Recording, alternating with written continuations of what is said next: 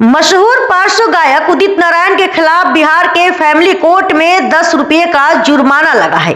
जी हां, सुपौल जिले के परिवार न्यायालय में उनकी पहली पत्नी ने मुकदमा दर्ज करवाया है।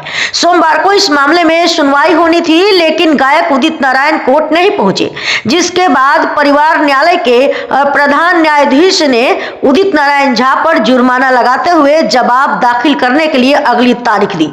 अगली तारीख जो दी गई है वो 28 जनवरी 2025 को है। अब आपको इससे जुड़ा हुआ पूरा मामला बताते हैं कि आखिर उदित नारायण पर ये क्या आरोप है और क्यों उन पर जुर्माना लगाया गया। दरअसल गायक उदित नारायण पर पहली पत्नी ने गंभीर आरोप लगाए हैं। पहली पत्नी ने आरोप लगाया है कि उनके पीछे गुंडे लगा दिए जाते हैं और इस मामले में जब तूल पकड़ा तो फैमिली कोर्ट में केस दर्ज हुआ। सोमवार को इस मामले में सुनवाई होनी थी, लेकिन उदित नारायण कोर्ट नहीं पहुंचे, जिसके बाद न्यायाधीश ने उन पर 10 रुपये का जुर्माना लगा दिया। इसके साथ ही उदित नारायण को जवाब दाखिल करने के लिए अगली तारीख भी दे दी गई। अब मामला यह समझिए, 2022 में उदित नारायण की पहली पत्नी रंजना झा ने वैवाहिक जीवन पुनर्स्थापन, यानी इसको आसान भाषा में समझे तो साथ रहने को लेकर एक बार फिर से उन्होंने पहल की और इसको लेकर के बाद परिवार न्यायालय में उन्होंने केस दर्ज कराया। सुपौल में दाखिल यह परिवाद किया था। उन्होंने इस मामले में उदित नारायण की पहली पत्नी और वकील ने क्या कुछ कहा है, सुनिए। 22 में हम लोग का केस फाइल हुआ था उदित जी के साथ। मेरा अच्छा रिलेशन नहीं है, क्योंकि वो कमिटमेंट तो करते हैं लेकिन फुलफिल नहीं करते हैं कोई चीज़। बार बार आते हैं जो अब करेंगे, अब ले जाएंगे, लेकिन ले नहीं जाते हैं। तो 2022 में हम कोर्ट में केस फाइल किए थे, जिसका आज लास्ट सुनवाई था।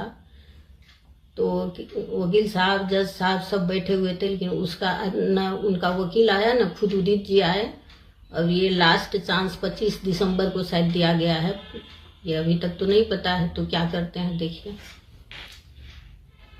एक पत्नी का क्या मामला रहेगा।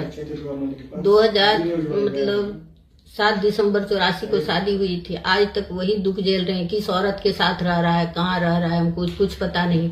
बॉम्बे जाते हैं तो वहाँ से 10 गुंडा लगा देता है मेरे पीछे, और यहाँ खुद जो इनका गांव है वहाँ आते हैं तो कमिटमेंट करके चले जाते हैं। तो अपना अधिकार के लिए कर रहे हैं। पत्नी का क्या अधिकार होता है। अब एक एज हो गया है, तबीयत खराब रहता है, कुछ नहीं कर रहा है, इसीलिए अपना न्याय चाहते हैं। एक पत्नी का क्या अधिकार होता है, जो एक पत्नी का अधिकार रहता है वही चाहते हैं। और अब न्याय हमको क्या मिलता है ये तो कोर्ट न ठीक तय करेगी। आपका कहना हुआ कि आश्वासन दिया जाता है, तो आश्वासन जब दिया जाता है तो फिर ये मामला कोर्ट तक कैसे पहुंची और कितना उम्मीद है आपको। उदित जी को हमको लगता है, आप जितना मीडिया भाई है ना सब जानते हैं, कमिटमेंट कुछ करता है, करते फुलफिल नहीं करते हैं। तो बात से तो कुछ नहीं होता है।